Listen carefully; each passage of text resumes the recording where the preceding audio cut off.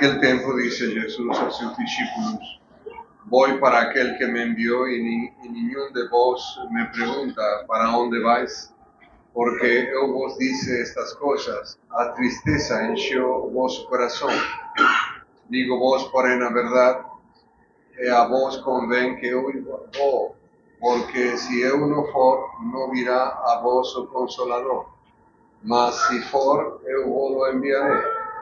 Y él, cuando vir, convencerá al mundo cuanto ao pecado, a justicia y a condenación. Cuanto ao pecado, porque no creyeran en mí.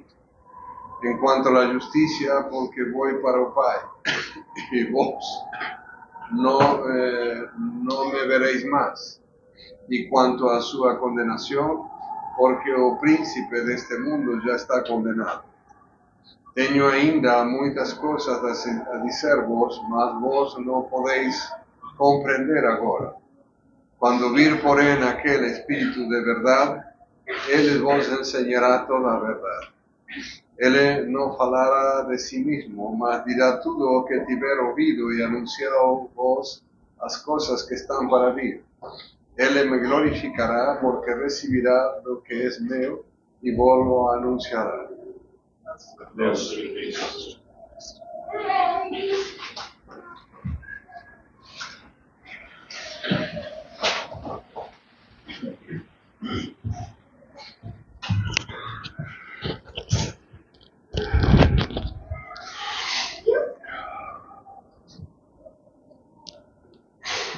Vean vocês lo que dice la epístola hoy, que es muy interesante y es bueno que lembrar siempre esto.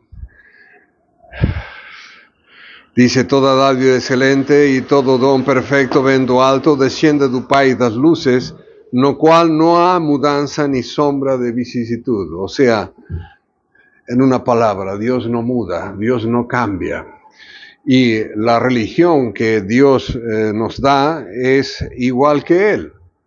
La religión no puede estar a mudar. Días pasados, o ontem creo que fue, una persona me manda una consulta diciendo: mira, la fórmula de consagración o de ordenación sacerdotal antigua es esta. Y la fórmula de ordenación sacerdotal nueva, esta es la otra. ¿Cuál es la que está bien? No hay que preguntar esto. ¿Por qué? Primero, no podemos mudar fórmulas de sacramentos.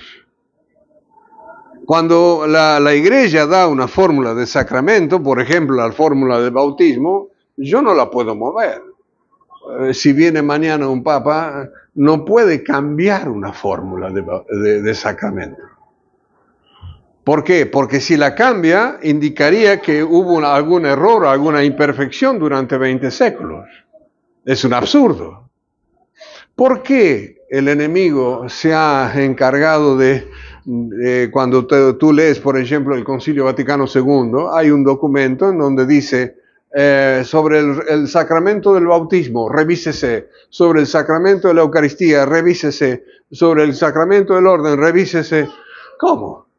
¿Estuvimos dando 20 séculos mal los sacramentos? Es un absurdo esta cosa. Y lémbrense siempre que hay un principio de la filosofía que dice: ninguém obra sin un fin. Si nos han querido cambiar los sacramentos es por algo. ¿Para qué? Para que sean inútiles. Gracias a Dios, el sacramento del bautismo y el sacramento del matrimonio se ha mantenido. Mas todo lo demás se ha modificado. Es por eso que estamos dando la misa tridentina, entre otras cosas, porque guardamos la fórmula de consagración de siempre. Claro, ¿por qué van a tocar la fórmula de la consagración? Para que no tengamos la Eucaristía. No hay que ser demasiado lúcido para darse cuenta de esta cosa.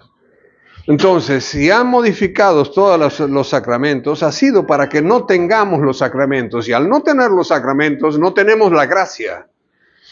Y es por eso que esos bandidos han hecho otra iglesia, otros sacramentos, otra misa, otro catecismo. Entonces, cuando se nos plantea una cuestión de estas, siempre recurrir a lo seguro, a lo que la Iglesia durante 20 séculos hizo. El Espíritu Santo no puede ser que se haya equivocado durante 20 séculos. Es un absurdo. ¿Y por qué modifican todo esto? Lémbrense, hoy le estaba comentando a la gente de Linópolis. Vocês acá en Brasil tienen un personaje que es una maravilla. Monseñor Don Vital.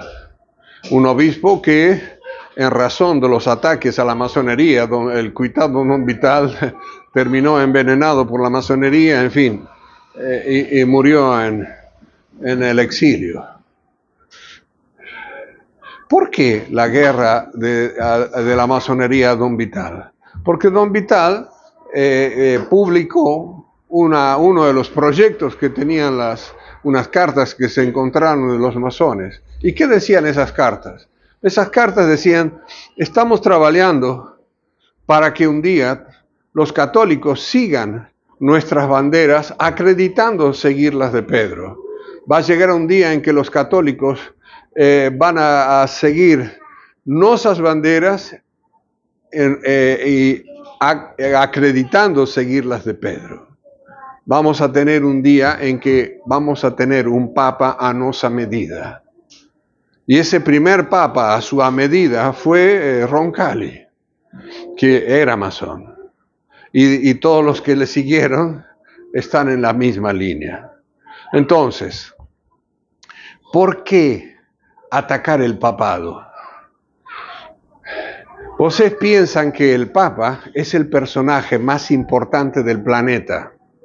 ¿Y por qué es más importante del planeta? ¿Y por qué el Papa tiene en razón de la infalibilidad pontificia, es la única persona en el planeta que no puede errar cuando enseña algo en relación a la fe o la moral?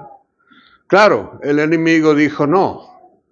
Si nosotros infiltramos la iglesia, si nosotros metemos un señor que parezca ser un papa, claro, la gente van a seguir lo que ese papa enseña. Entonces, tenemos que tener un papa a nuestra medida. Y ese es el gran ataque a la iglesia. Hay mucho barullo. Hay mucho barulho. Entonces, si el enemigo consiguió ocupar el pontificado, que es lo que ha hecho, entonces, claro, el pontificado tiene una autoridad moral, les guste o no les guste a los no católicos, impresionante. Entonces, lo importante para ellos es que ese pontífice no sea verdaderamente católico. Claro, si no es verdaderamente católico, puede enseñar cualquier asnera y el 90% de la gente va a seguirlo. Entonces, eso es lo que nos debemos cuidar.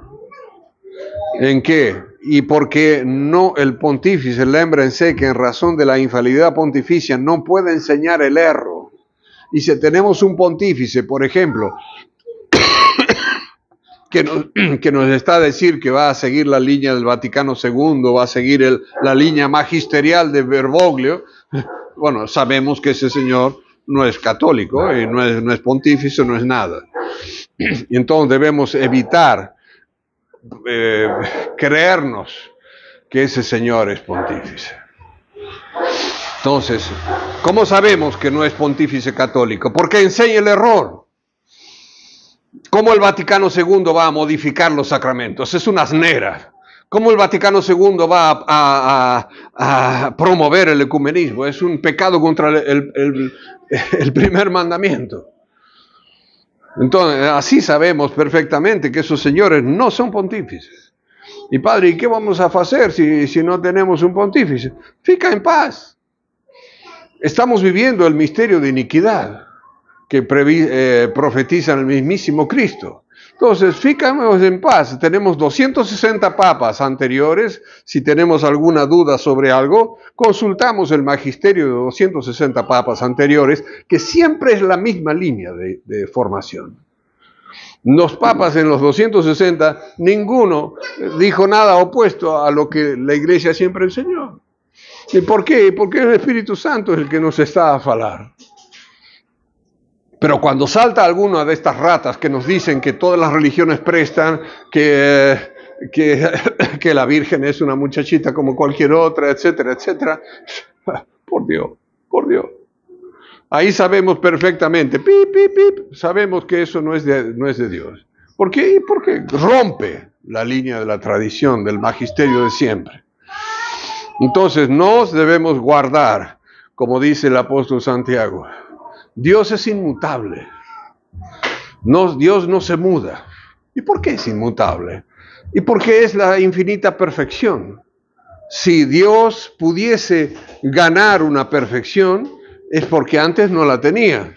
Entonces no puede ser infinitamente perfecto. Y tampoco puede perder una perfección, porque es infinitamente perfecto y no puede perder nada. Entonces, por eso es que Dios es inmutable. Y por eso que nuestra religión sacrosanta es inmutable. No podemos estar a mudar cosas tan fundamentales como los sacramentos, como la Santa Misa, como el catecismo. Cuando la gente dice a veces estúpidamente, ay no, porque la Iglesia necesitaba acomodarse a los tiempos, eso tiene una condena especial, entre otros en el famoso sílabos de Pío IX. ¿Y por qué no podemos perfeccionar algo que es perfecto? Padre, alguno dirá, no, pero fíjese, padre, antes no se creía en la Inmaculada Concepción y después el Pío IX declara el dogma de la Inmaculada Concepción. Entonces, se ganó una perfección, sí, es cierto, pero esa perfección no la inventó Pío IX. Esa perfección ya estaba, digamos, en potencia, en germen, en la Sagrada Escritura. ¿En dónde? Y cuando el ángel le dice a la Virgen, Ave María, llena de gracia. En ese llena de gracia están contenidos todos los dogmas marianos. Lo que hace con el tiempo es que un papa viene y termina de definir esta cuestión. Pero de facto ya estaba incluida en la Sagrada Escritura. Entonces, queridos fieles, no nos dejemos ganar por la estupidez del progresismo, de decir, no, tenemos que evolucionar, claro, la Iglesia tiene que evolucionar. ¿Evolucionar a dónde? Sí. Es como decir que Dios tiene que evolucionar. Estúpido, de necio. ¿Y por qué también el Evangelio nos habla de que Cristo nos va a enviar el Espíritu de verdad? Eso es una cosa que también debemos gozarnos en esto. ¿Por qué gozarnos? Porque los católicos somos los que tenemos la verdad. Es precioso cuando uno estudia un poco, relean el Catecismo Romano y vean cómo se ha transmitido esa verdad católica durante los siglos. Y nosotros, ¿qué tenemos que hacer? Seguir transmitiendo esa verdad católica. Porque es el Espíritu Santo lo que nos ha guiado a esa verdad católica. ¿Por qué el ataque al pontificado? Y porque el pontífice es el instrumento del Espíritu Santo para mostrarnos la verdad. Entonces, claro, la verdad es católica y no puede contradecir lo anterior. Si viene un Bergoglio, por ejemplo, que nos dijo hace unos meses atrás que todas las religiones eran buenas, ahí te das cuenta que ese señor está en cualquier cosa. ¿Por qué? Y porque eso contradice el Evangelio, porque Cristo me dice, id y predicad a todas las gentes. Aquel que crea y se salve y se bautiza se salvará, el que no se condenará. Y después viene un Bergoglio y me dice, no hay que hacer proselitismo porque es un pecado contra el ecumenismo. Esta gente está pasada de vuelta. Es absurdo, absurdo.